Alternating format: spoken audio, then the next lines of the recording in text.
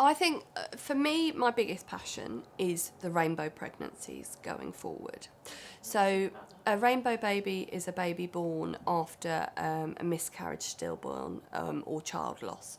It stems from the idea that after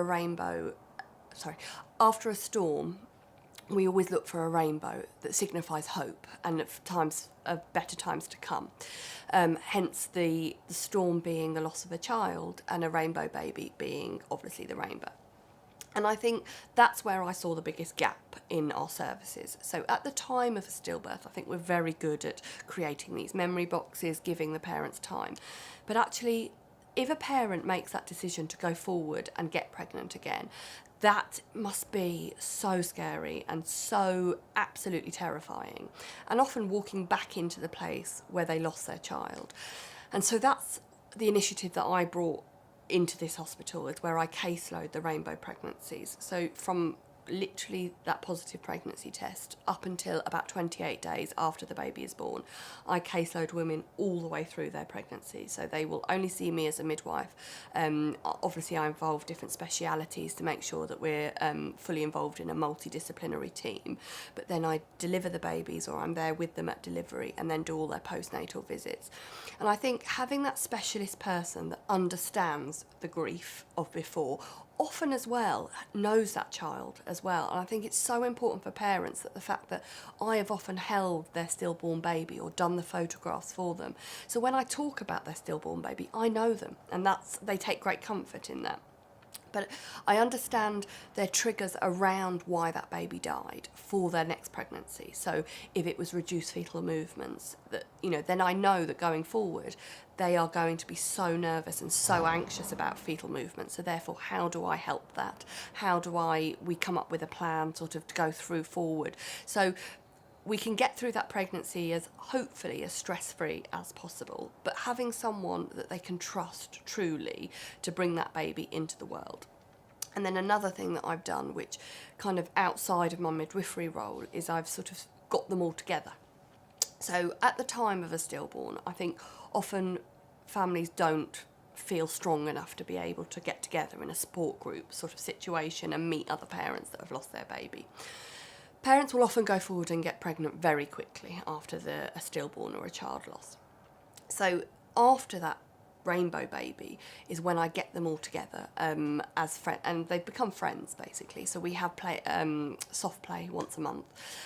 This Sunday, for example, we've got a picnic in the park for all of them. All the dads are coming, all the siblings, all the mums, all the rainbow babies, which are all now friends, and play together. Because I think we can sit there in a coffee shop and we literally talk about their siblings that have died, literally like they're here, like it's completely normal, and that's completely normal for us. And I think it's so nice for these women to be able to just freely talk about their babies that have died and their experiences with women that they know completely understand them, and understand that, the complexities around having another child and how you become anxious about everything. Even if you were a very chilled out person before, every little thing now will completely freak you out. And I think that's where their friendships have grown, is because they understand each other, they've been through it. And I think that's so special. And I think that's a big part of the bereavement sort of network, that getting these bereaved parents together to really talk about their experiences as their own therapy. But dads, grandparents, anyone's invited. We generally, have an open door policy. And I think that's what I've been most proud of, I think, in my career, is giving these families the support they need. I'm sure there are plenty of hospitals out there that might do the same thing. I haven't heard of any myself. I know SANS obviously have their own groups and networks where you can meet people. It's basic. I think the reason I did it is because people would ask me, so bereaved parents would ask me,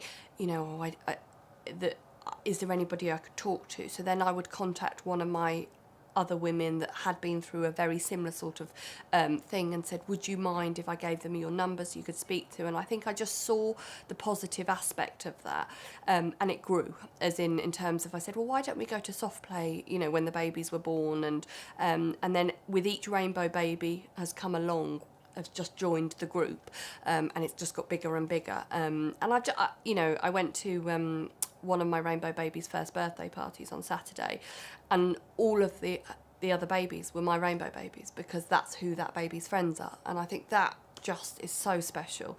As I say, I'm sure other hospitals must have be doing the same sort of thing. I've not heard of any, but I would like to get it out there, and sort of, because I know how successful, and I know what the benefit my women have felt from it.